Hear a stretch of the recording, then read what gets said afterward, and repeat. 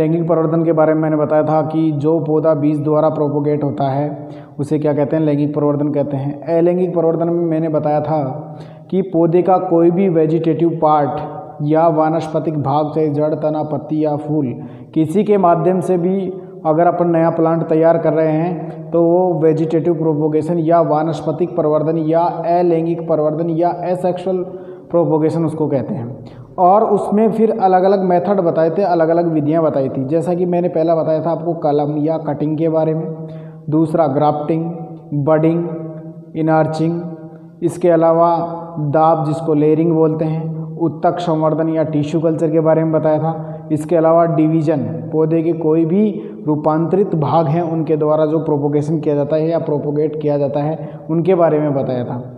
तो इसमें आपको मैंने बताया पहला कटिंग के बारे में, और कटिंग के बारे में बताया कि जड़ कटिंग या जड़ कलम या रूट कटिंग जिसको बोलते हैं, लीफ कटिंग जिसको, और इसके अलावा एक और बताई थी स्टेम कटिंग। इसके बाद में इनके मैंने एग्जाम्पल बताए कि किसका एग्जाम्पल क्या होता है, वो आपने पहले वाले वीडियो में देख लिया होगा।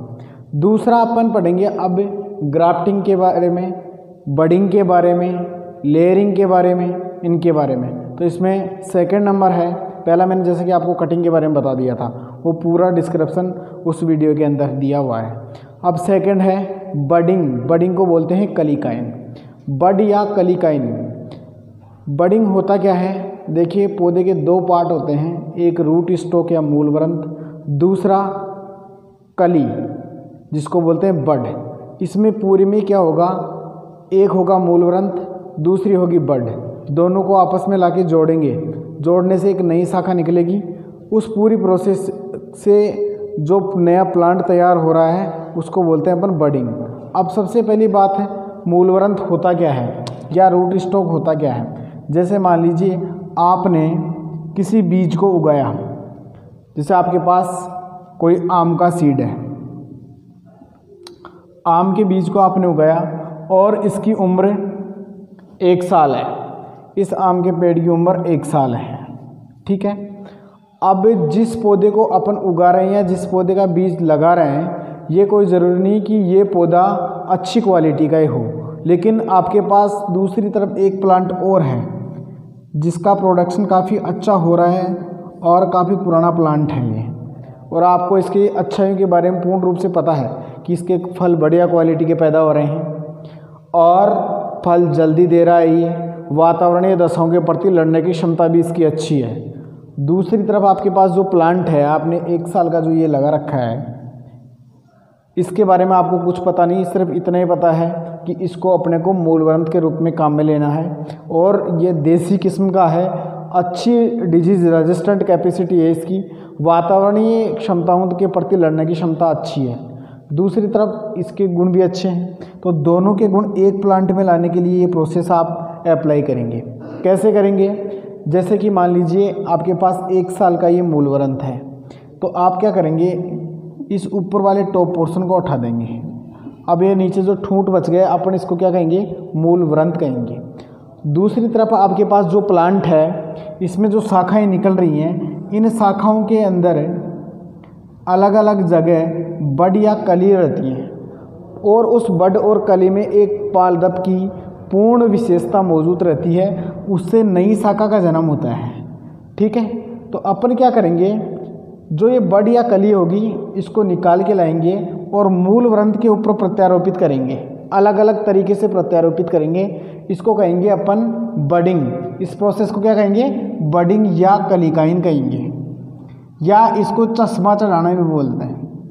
इसको क्या बोलते हैं, चश्मा चढ़ाना भी बोलते हैं। आगे देखिए, पहला है टी बडिंग। टी बडिंग या सील्ड बडिंग बहुत इंपॉर्टेंट है आपके, और इसमें मेन एग्जाम्पल पूछता है गुलाब, बहुत अच्छा एग्जाम्पल है, ये क्वेश्चन कई बार आ भी चुका है।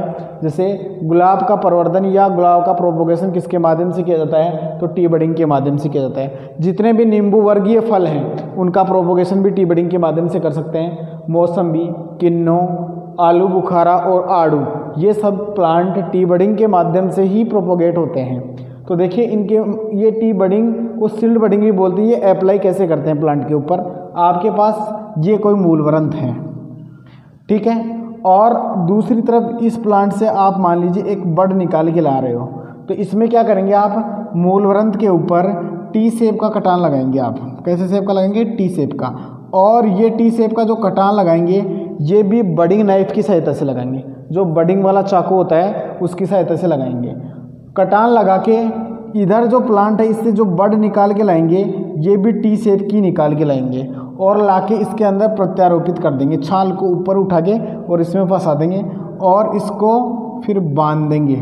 सूतली की सहायता से बांध सकते हैं आप या मोम की सहायता से बांध सकते हैं। लेकिन इसका जो कच्छ है, जो एक्स है, उसको क्या भाग को, बड वाले भाग को खुला छोड़ते हैं, जिससे क्या थोड़े दिनों में ये जोड़ सक्सेस हो जाता है और एक नई शाखा का जन्म होता है। इस नई शाखा में जो फल लगेंगे उसमें इस मूलवृंत के भी गुण रहेंगे और जो आप सांकुर शाखा से बड निकाल के ला रहे हो उसके भी गुण रहेंगे। इसको क्या बोलते हैं? बडिंग बोलते हैं। इसी तरीके से आप आई शेप में, अंग्रेजी के आई शेप अक्षर का अगर आप कटान दोगे तो उसको आई बडिंग कह देंगे। नेक्स्ट आता है पेच बडिंग या फोरकट बडिंग बोलते हैं इसको, या फ्लैप बडिंग भी बोलते हैं, या पेबंद कलिकाइन भी बोलते हैं इसको।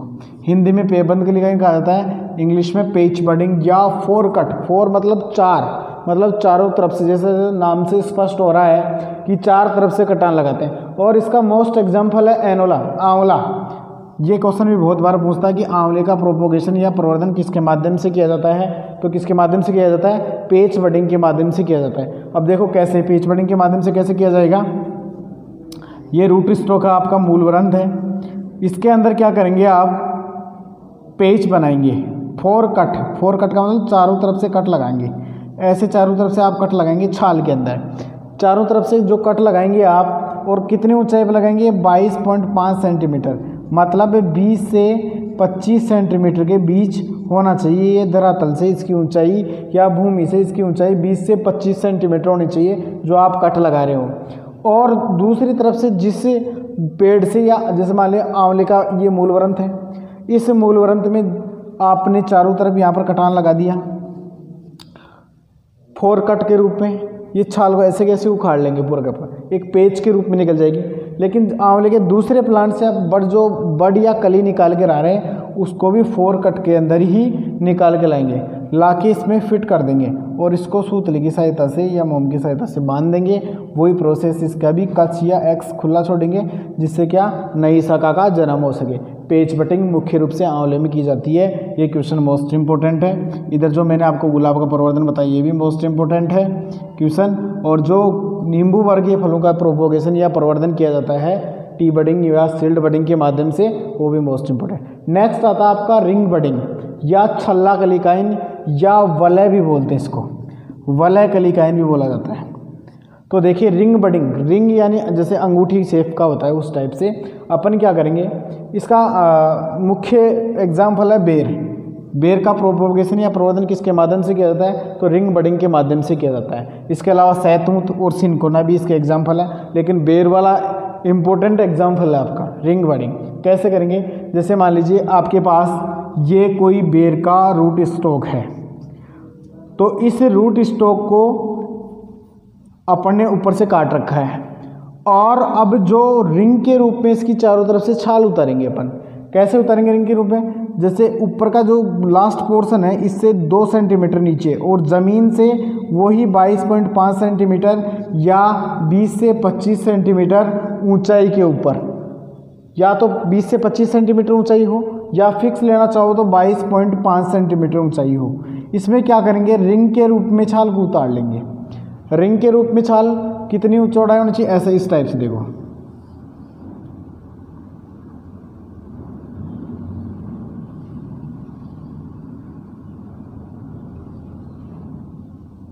ऐसे रिंग के रूप में आप छाल उतार लेंगे।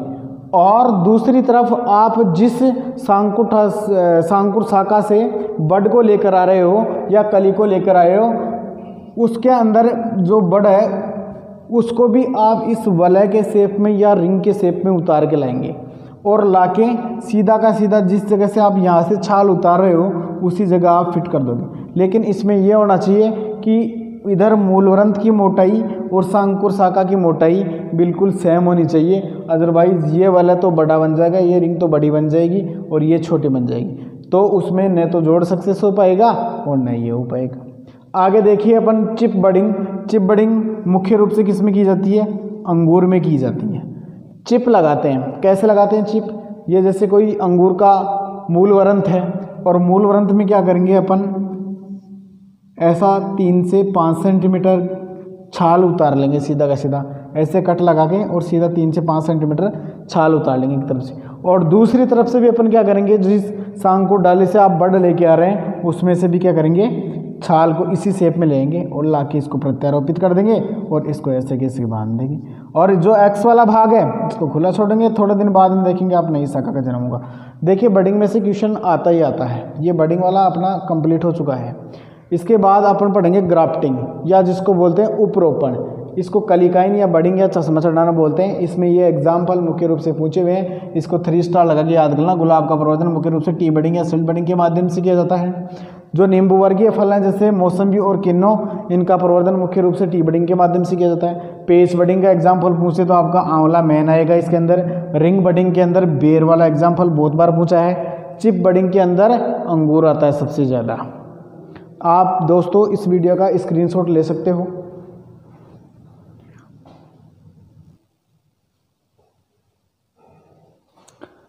अगले क्रम में आपका जैसे कि ग्राफ्टिंग 2 कंप्लीट हो गई, आपकी कटिंग कंप्लीट होगी, दूसरी बडिंग कंप्लीट होगी।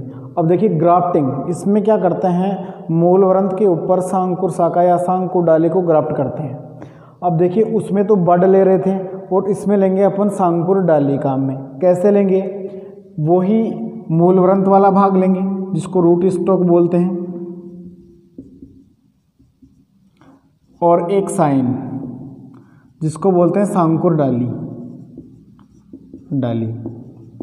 अब देखो इनकी दोनों की विशेषता क्या होनी चाहिए। देखिए आपके पास ये मान लीजिए कोई मूल वरंत है और ये दूसरी तरफ आपके पास कोई शांकुर डाली या शाखा है, तो इसकी विशेषता क्या होनी चाहिए। विशेषता ये होनी चाहिए कि दोनों पहले तो सेम जाति के होनी चाहिए। कैसे होनी चाहिए सेम जाति के, कि जैसे मान लीजिए ये मूल वरंत आम का है तो आपकी शांकुर डाली भी आम की होनी चाहिए। दूसरी बात, अगर मूल वरंत की एज या उम्र अगर 1 वर्ष है तो शांकुर डाली की उम्र भी 1 वर्ष होनी चाहिए। दोनों की मोटाई, जो थिकनेस है मोटाई, ये हमेशा ज़्यादातर अपन मानते हैं पेंसिल आकार की होनी चाहिए, लेकिन दोनों की समान मोटाई होनी चाहिए। समान मोटाई होनी चाहिए, जितनी मूल वरंत की मोटाई है उतनी ही शांकुर डाली की मोटाई होनी चाहिए। इसके अलावा जो अपन ये ग्राफ्टिंग का कार्य करते हैं ये हमेशा वर्षा ऋतु से पहले करते हैं। चाहे बडिंग का कार्य करते हैं तो भी वर्षा ऋतु से पहले करते हैं, ये क्वेश्चन भी आता है। और जितने भी प्रोपोगेट करते हैं प्लांट्स को, ज़्यादातर प्लांट्स को हमेशा अपन या फल वृक्षों को वर्षा ऋतु से पहले ही लगाते हैं। अब वर्षा ऋतु कब आता है, जून जुलाई में, मतलब जून जुलाई के टाइम में आपको वर्षा ऋतु के समय इनकी प्रोपोगेशन कर देना चाहिए। आगे देखिए आप उपरोपण या ग्राफ्टिंग किसे कहेंगे। मैंने जैसे बताया कि उसमें बडिंग के अंदर आप बड ले रहे थे, इसमें लेंगे शांकुर डाली और मूल वरंत जिसको रूट स्टॉक कहते हैं। रूट स्टॉक और शांकुर डाली को आपस में जोड़ेंगे, ठीक है। वही मैंने बताया जैसे ये दूसरा प्लांट है, ये दूसरा प्लांट है, दोनों प्लांटों में अलग अलग विशेषताएं हैं, तो दोनों के गुण एक प्लांट में या एक डाली में या एक फल में लाने के लिए जो क्रिया करेंगे वो कैसे। ग्राफ्टिंग 2 प्रकार की होती है, एक होती है अटैच ग्राफ्टिंग और दूसरा होता है डिटैच ग्राफ्टिंग। अटैच ग्राफ्टिंग क्या होता है, इसके अंदर पौधे से शांकुर डाली को अलग नहीं किया जाता है जबकि उसी में रखा जाता है। और डिटैच में क्या, शांकुर डाली को अलग रखा जाता है। कैसे करेंगे, जैसे मान लीजिए आपके पास ये कोई पॉलीथीन बैग है और इस पॉलीथीन बैग के अंदर पहले से एक प्लांट आपने लगा रखा है, दूसरी तरफ से आपके पास एक बड़ा पेड़ है, मान लीजिए ये वाला, और इस पेड़ से ये शांकुर शाखाएं निकल रही हैं अलग से।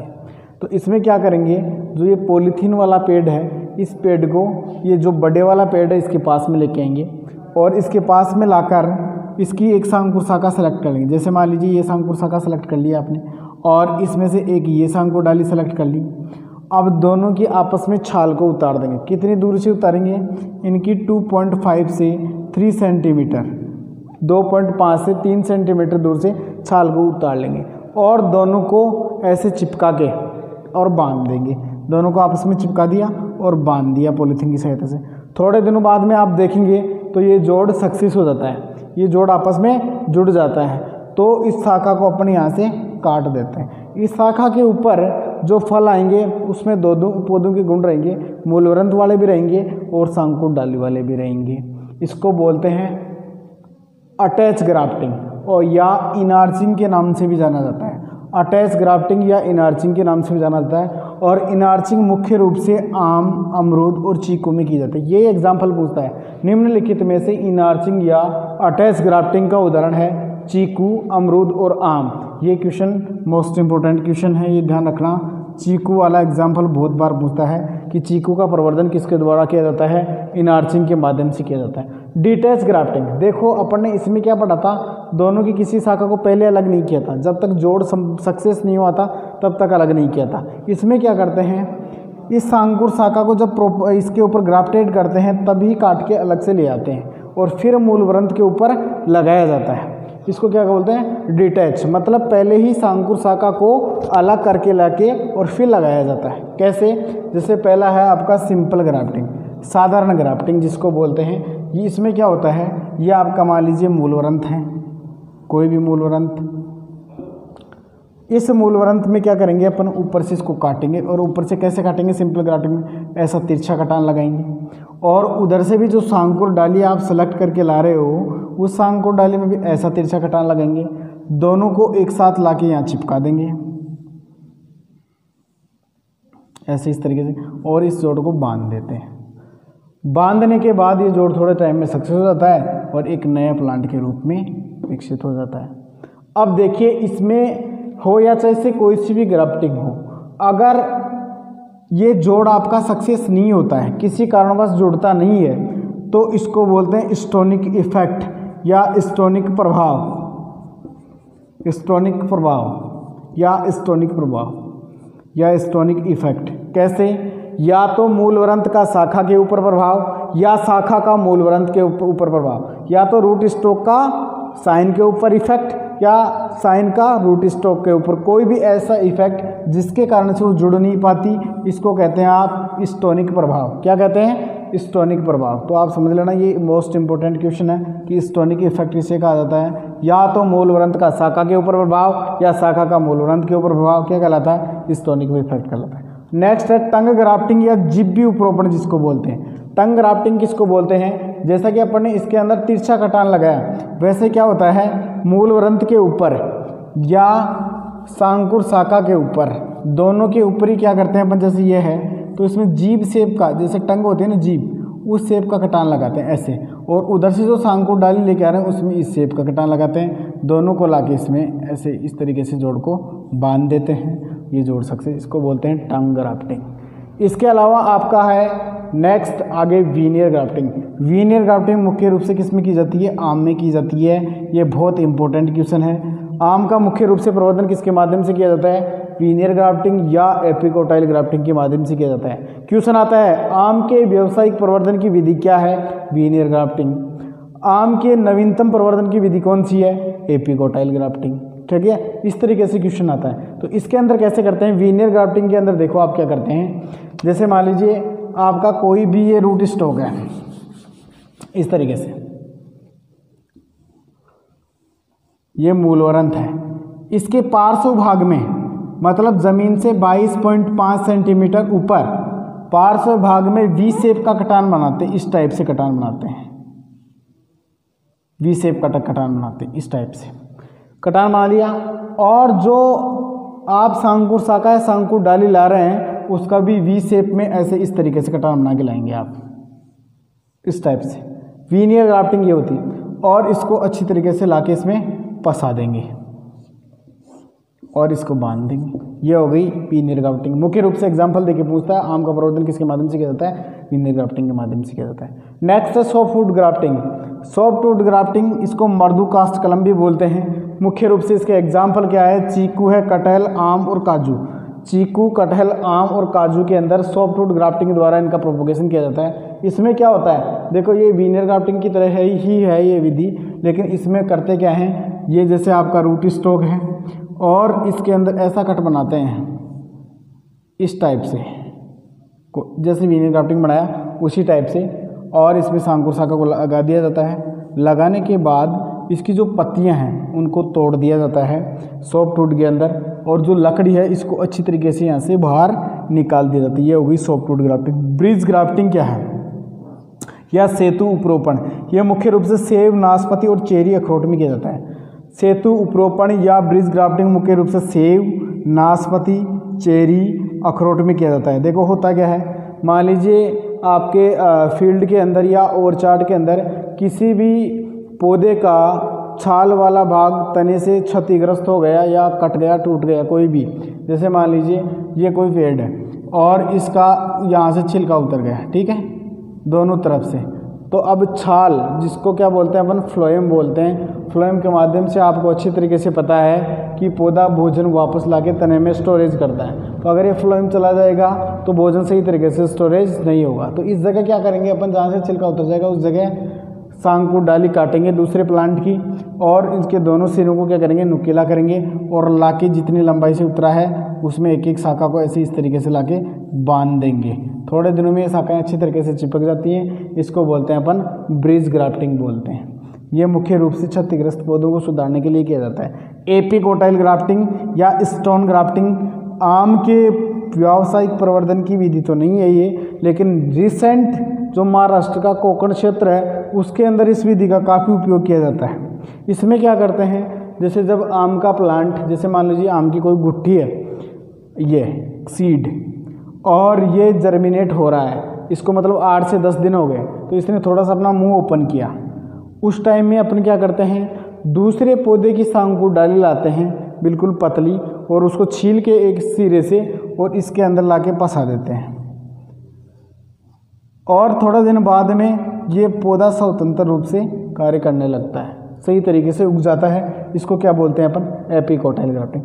देखो आपको ये क्लासिफिकेशन में नहीं पूछेगा कभी भी क्वेश्चन, चाहे जेट हो, आईसीआर का एग्ज़ाम हो या बड़ा कोई भी एग्ज़ाम हो, एग्रीकल्चर से रिलेटेड या हॉर्टिकल्चर से रिलेटेड, तो उसमें एग्जाम्पल के दे के ही पूछता है कि इनार्चिंग का एग्जाम्पल कौन सा है, या जैसे मान लीजिए पूछ ले कि चीकू का प्रवर्धन किसके द्वारा किया जाता है, आम का प्रवर्धन किसके द्वारा किया जाता है, नींबू वर्गीय फलों का प्रोपोगेशन किसके माध्यम से किया जाता है। इस टाइप से प्रोपोगेशन में क्वेश्चन आते हैं। तो आगे मैं पूरा डिस्क्रिप्शन आपको एग्जाम्पल वाइज दूंगा कि इस फल का प्रवर्धन इसके माध्यम से किया जाता है, लेकिन आपको इससे पहले जितनी भी ये विधियाँ हैं, मेथड्स हैं, इनके बारे में समझना ज़रूरी है। इसका आप स्क्रीनशॉट ले सकते हैं। नेक्स्ट है आपका दाब या लेयरिंग।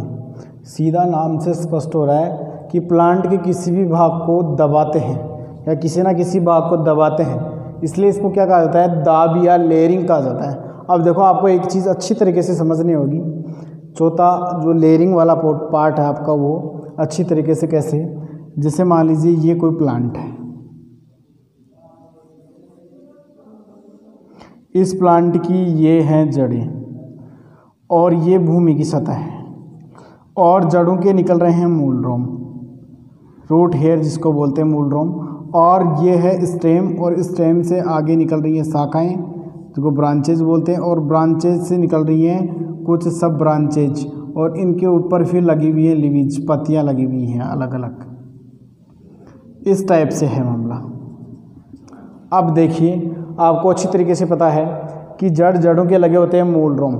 मूल रोम क्या करते हैं, खनिज लवणों का अवशोषण करते हैं, जल व खनिज लवणों का अवशोषण करते हैं, और अवशोषण करके पौधे में जाइलम के माध्यम से, किसके माध्यम से, जाइलम के माध्यम से। अब देखो पौधे में दो भाग होते हैं, एक अंदर वाला भाग जिसको गुड़ी बोलते हैं जाइलम है, दूसरा बाहर वाला जो छाल वाला भाग है, जो छाल वाला भाग है इसको क्या बोलते हैं अपन, फ्लोएम बोलते हैं। अब देखिए जाइलम का क्या कार्य है, जड़ों से, जैसे मूल रोम क्या करते हैं, चूसते हैं किसको, खनिज लवणों को, चूस के ये जाइलम को अवेलेबल करवाएंगे। जाइलम क्या करवाएगा, इसको रसाकर्षण दाब के माध्यम से ऊपर तक पहुंचाएगा, कहाँ तक, पत्तियों तक। पत्तियां सूर्य की उपस्थिति में कार्बोहाइड्रेट का निर्माण करती है, प्रकाश संश्लेषण के दौरान कार्बोहाइड्रेट का निर्माण करती है, मतलब भोजन बनाते हैं। अब पत्तियों में भोजन जब बन जाता है तो जाने का रास्ता तो जल व खनिज लवणों का जाइलम होता है, लेकिन भोजन जब वापस नीचे आता है तो उसका रास्ता फ्लोएम के माध्यम से आता है। किसके माध्यम से है? फ्लोएम के माध्यम से। जब फ्लोएम के माध्यम से भोजन नीचे आता है और नीचे आकर तने में स्टोरेज हो जाता है, यहाँ पर वापस तने में स्टोरेज हो जाता है। ये पूरी प्रक्रिया चलती रहती है। लेकिन अगर आपने मान लीजिए फ्लोएम वाले भाग को यहाँ से क्रैक कर दिया, फ्लोएम वाले भाग को हटा दिया, तो क्या भोजन नीचे आ पाएगा? नहीं आ पाएगा। तो ऐसा ही कुछ करते हैं इसके अंदर अपन। कैसे? जैसे पहला सिंपल लेयरिंग या साधारण दाब। साधारण दाब में क्या करते हैं, कोई प्लांट है आपके पास, इस प्लांट की एक शाखा ली है आपने, शाखा का 2.5 सेंटीमीटर मतलब 2.5 सेंटीमीटर दूर से चारों तरफ से आपने छाल को उतार दिया, उतार के और इसको ज़मीन में दबा दिया। ज़मीन में दबा के इसका 15 सेंटीमीटर पोर्शन, कितना सेंटीमीटर? 15 सेंटीमीटर पोर्शन ज़मीन से वापस बाहर निकाल देते हैं और मान लीजिए यहाँ पर लगाते हैं ये कट। थोड़ा दिन बाद में आप देखेंगे यहाँ से जड़ें विकसित हो जाएंगी, जिस कट में आपने लगाया उस जगह जड़ें विकसित हो जाएगी और इसको यहाँ से काट के एक नए स्वतंत्र प्लांट के रूप में लगा सकते हैं। इसको क्या बोलते हैं अपन? साधारण दाब। दूसरा क्या है? Tip layering. टिप लेयरिंग मतलब ये ब्लैकबेरी, चमेली और रसबेरी में की जाती है। कैसे की जाती है? इसमें जैसे ये पौधा है, कोई पौधे के टिप मतलब ऊपर वाले भाग को अपन पकड़ते हैं और इसमें से क्या करते हैं, 2.5 सेंटीमीटर चारों तरफ से छाल को उठाते हैं और सीधा इसको ज़मीन में दबा देते हैं। जब भूमि में इसको दबाते हैं और थोड़े दिन बाद में देखेंगे तो यहाँ पर जड़ें विकसित हो जाती हैं, इसको काट देते हैं यहाँ से और एक स्वतंत्र प्लांट के रूप में आप लगा सकते हैं। ये हो गई शीर्ष दाब या टिप लेयरिंग, मतलब ऊपर वाले हिस्से को। दूसरा सर्पाकार दाब या कंपाउंड लेयरिंग, मुख्य रूप से स्ट्रॉबेरी, मोगरा और चमेली में किया जाता है। ये एग्जाम्पल बहुत बार पूछा हुआ है कि कंपाउंड लेयरिंग किस में की जाती है, कंपाउंड लेयरिंग किस में की जाती है? स्ट्रॉबेरी में। जैसे मान लो सिंपल लेयरिंग ने आपको ने शाखा को एक बार दबाया था, ये दोबारा देख लो, यहाँ से नया प्लांट ले लो, आपने किसी प्लांट की कोई शाखा ली और इस शाखा को एक बार आपने ज़मीन में दबा के वापस निकाल दिया यहाँ पर एक बार, मतलब ये सिंपल लेयरिंग। अगर इस शाखा को ज़मीन में 2 से 3 बार दबा दिया और अलग अलग जगह यहाँ पर छाल उतार दी तो ये हो गई आपकी कंपाउंड लेयरिंग। ये अच्छी तरीके से समझना होगा आपको। साधारण दाब, टिप लेयरिंग, कंपाउंड लेयरिंग, तीनों कंप्लीट। इसके बाद में देखते हैं अपन माउंट लेयरिंग या स्टूलिंग, और उसका एग्जाम्पल है क्या? अमरूद। ये बहुत अच्छा क्वेश्चन है। माउंट लेयरिंग किसे कहते हैं, क्या स्टूलिंग किसे कहते हैं, या इसको आप बोल सकते हैं ढेरी दाब। माउंट यानी होता है ढेरी दाब। कैसे करते हैं इसमें?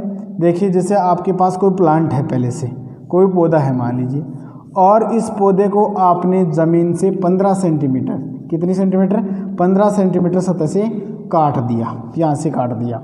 थोड़े दिन बाद में आप देखेंगे, थोड़े दिन बाद में देखेंगे इससे नई शाखाएं निकलेंगी, चारों तरफ से नई शाखाएं निकलना स्टार्ट। जब शाखाओं की लंबाई 8 से 10 सेंटीमीटर हो जाए, जब शाखाओं की लंबाई 8 से 10 सेंटीमीटर हो जाए, तब क्या करते हैं, इसके ऊपर मिट्टी की ढेरी चढ़ा देते हैं, जिसको बोलते हैं ढेरी को माउंट। और थोड़े दिन बाद हम देखेंगे यहाँ पर भी जड़ें विकसित हो जाती हैं अलग अलग। आप एक एक शाखा को सेपरेट काट के नए प्लांट के रूप में लगा सकते हैं। इसको बोलते हैं स्टूलिंग या ढेरी दाब। यह मुख्य रूप से किस में की जाती है? गुआवा या अमरूद में की जाती है।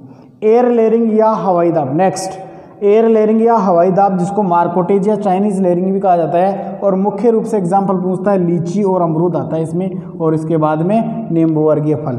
यही पूछता है आपका कि अमरूद का प्रवर्धन किसके माध्यम से किया जा रहा है? एयर लेयरिंग के माध्यम से। लीची का प्रवर्धन एयर लेयरिंग के माध्यम से, या इसको मार्कोटेज या चाइनीज लेयरिंग भी कहा जाता है। देखिए, जितनी भी अभी तक अपन दाब लगा रहे थे, ये सारी ज़मीन के अंदर लगा रहे थे, मतलब प्लांट्स के किसी भी पार्ट से छिलका उतार रहे हैं, ऊपर वाले पार्ट से मतलब, और उसको ज़मीन में दबा रहे हैं, और इसके माध्यम से आप नई जड़ें फुटा रहे हैं। अब इसमें सीधा सीधा गुट्ठी दाब या एयर लेयरिंग या हवाई दाब भी बोलते हैं इसको। कौन सा दाब? हवाई दाब। नाम से स्पष्ट हो। कैसे? जैसे मान लीजिए कोई प्लांट है, ये तना है इसका, और नीचे जड़ें हैं, धरातल की सतह है, ठीक है, पत्तियाँ ये हैं इधर। आपने इस शाखा को सेलेक्ट किया, शाखा को सेलेक्ट करके इसके 2.5 से 3 सेंटीमीटर छाल उतार दी चारों तरफ से, और इसको गोबर मिट्टी का मिश्रण लेके आपने मोस घास की सहायता से यहाँ पर बांध दिया। गोबर और मिट्टी का मिश्रण लेकर मोस घास की सहायता से बांध दिया। इसमें जो प्लांट भोजन बना रहा है, ये भोजन आके यहीं स्टोरेज हो रहा है, नीचे नहीं जा पा रहा क्योंकि अपन ने यहाँ से फ्लोएम को कट कर दिया है। अब देखिए थोड़े दिन बाद में यहाँ से जड़ें निकलना स्टार्ट हो जाएंगी। इसमें जो मॉस घास या स्पेगनम घास लगाते हैं इसकी जगह, क्यों लगाते हैं ये भी पूछा हुआ है, क्योंकि ये मॉस घास और स्पेगनम घास जो है इसमें नमी बनाए रखती है, तो जड़ें आसानी से अच्छी तरह विकसित हो जाएंगी।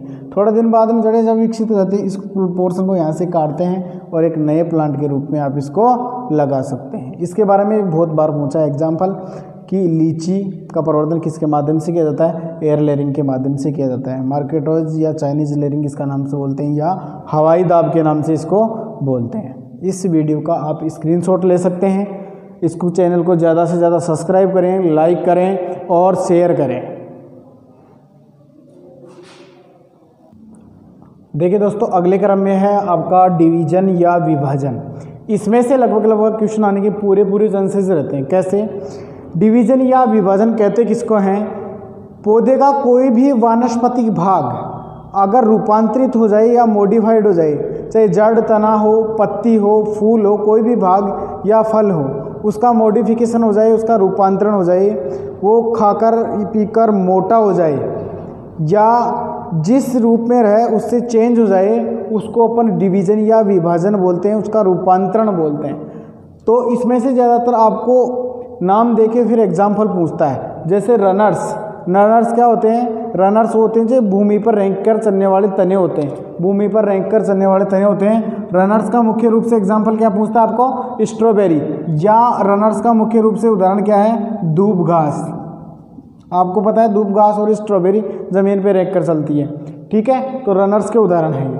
दूसरा सकर्स, ये नीचे वाले भाग से निकलते हैं, तने के पार्श्व भाग से निकलते हैं। इसका जैसे मुख्य रूप से सकर्स का उदाहरण केला, बांस और अनानास। पूछता है आपको कई बार कि केले का प्रवर्धन किसके माध्यम से किया जाता है, तो किसके माध्यम से किया जाता है? सकर्स के माध्यम से किया जाता है। आगे देखिए स्टोलन का उदाहरण क्या है? दूब घास और पुदीना।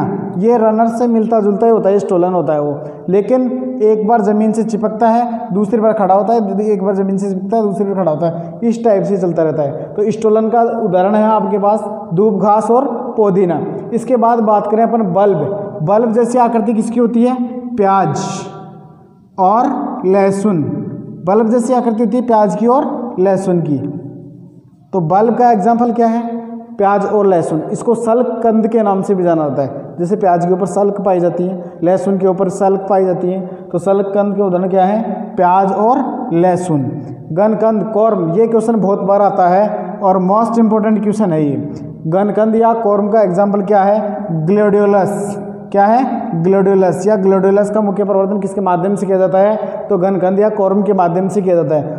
या दूसरा एग्जाम्पल है इसका याम या रतालू जिसको बोलते हैं, क्योंकि इनके कॉर्म होते हैं, कॉर्म के माध्यम से ही इनको प्रोपोगेट किया जाता है। आगे देखिए कंद, ये तने का रूपांतरण है। कैसे? आलू, आर्टिचोक और केलड़ियो। आलू क्या है? एक भूमिगत तना है।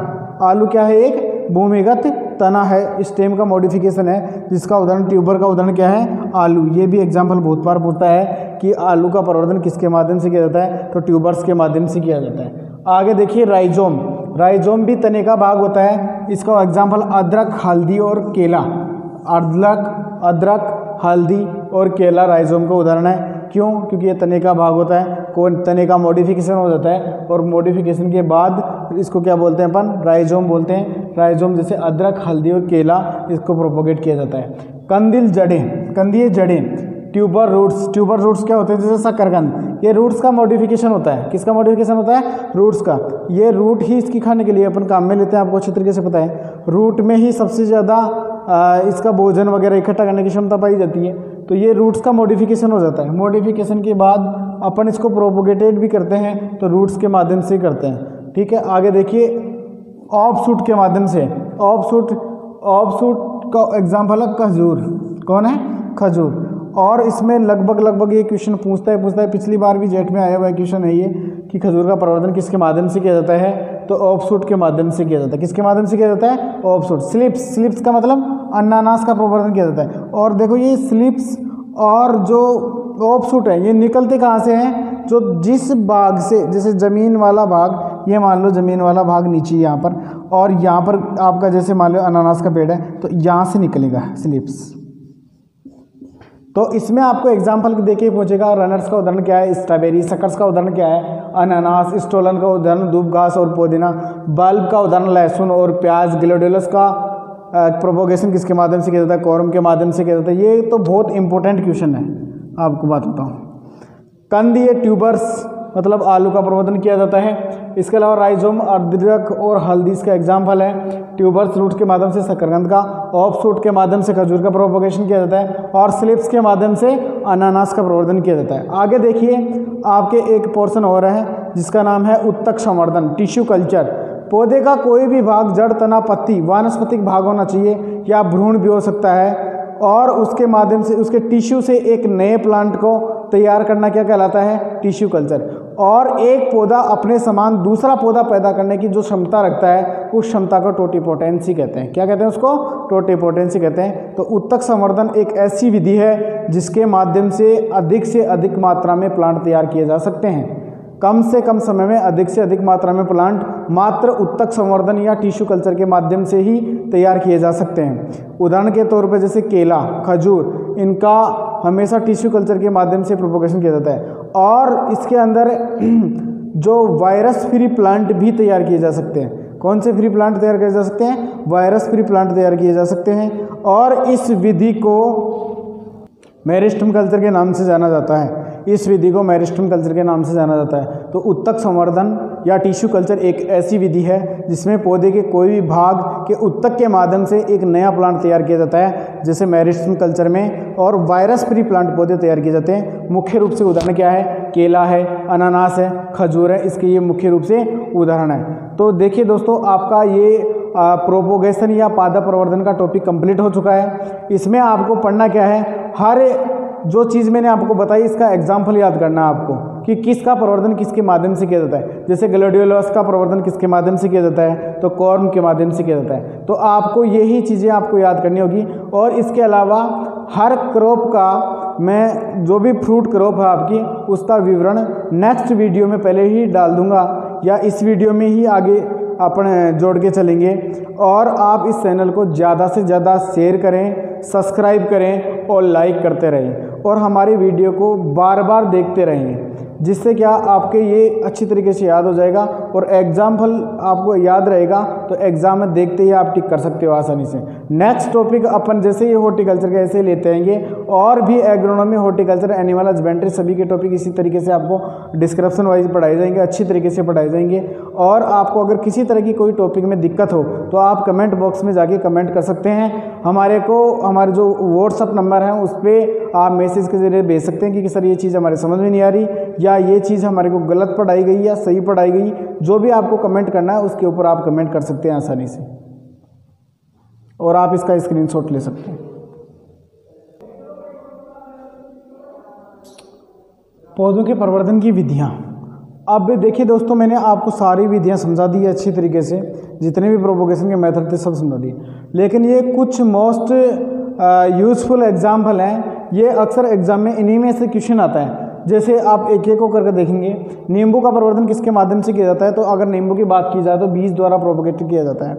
माल्टा का प्रोपोगेशन किसके माध्यम से किया जाता है, देखो नींबू वर्गीय जो भी फल है, माल्टा, किन्नो वगैरह वगैरह, ये सारे इनका प्रवर्धन कलिकाइन या बडिंग की सहायता से किया जाता है। किसकी सहायता से किया जाता है, बडिंग की सहायता से किया जाता है। नेक्स्ट है आपका अंगूर। ये क्वेश्चन भी बहुत इंपॉर्टेंट एग्जाम्पल है आपका। अंगूर का प्रवर्धन किसके माध्यम से किया जाता है, कठोर कास्ट कलम या हार्डवुड कटिंग के माध्यम से किया जाता है। किसके माध्यम से किया जाता है, हार्डवुड कटिंग के माध्यम से किया जाता है। या इसके अलावा चिप बडिंग जो आपको मैंने बताया उसके माध्यम से किया जाता है। एयर लेयरिंग के माध्यम से किसका प्रवर्धन किया जाता है, लीची का प्रवर्धन किया जाता है। किसका किया जाता है, लीची का प्रवर्धन किया जाता है। या लीची का प्रवर्धन किसके माध्यम से किया जाता है, एयर लेयरिंग के माध्यम से किया जाता है। आगे बात करें गवावा या अमरूद की, तो इसका प्रवर्धन स्टूलिंग या जिसको ढेरी दाब बोलते हैं या जिस गुट्ठी दाब, एयर लेयरिंग, हवाई दाब, उसके माध्यम से कर सकते हैं। केले का प्रवर्धन स्वार्ट सकर्स द्वारा किया जाता है। केले का प्रवर्धन किसके माध्यम से किया जाता है, स्वार्ट सकर्स के माध्यम से किया जाता है। ये एग्जाम्पल भी बहुत इंपॉर्टेंट एग्जाम्पल है। खजूर का प्रवर्धन किसके माध्यम से किया जाता है, जैसे कि पिछली बार एग्जाम में पूछा हुआ क्वेश्चन है ये।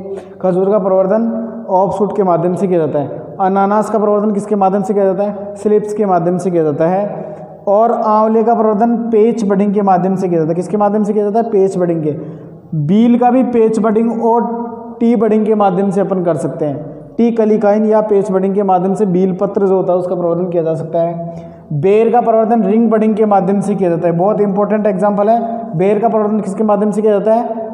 रिंग बडिंग के माध्यम से किया जाता है। चीकू का प्रवर्धन इनार्चिंग के माध्यम से। इनार्चिंग का मोस्ट एग्जांपल कौन सा है? चीकू है। गुलाब का प्रवर्धन टी बडिंग या सील्ड बडिंग के नाम से भी इसको जानते हैं। गुलाब का प्रवर्धन किसके माध्यम से करते हैं? टी बडिंग या सील्ड बडिंग के माध्यम से जानते हैं। अब देखो मोस्ट एग्जांपल है कौन कौन से? पपीता, फालसा, जामुन और कागजी नींबू। इनका प्रवर्धन बीज द्वारा किया जाता है।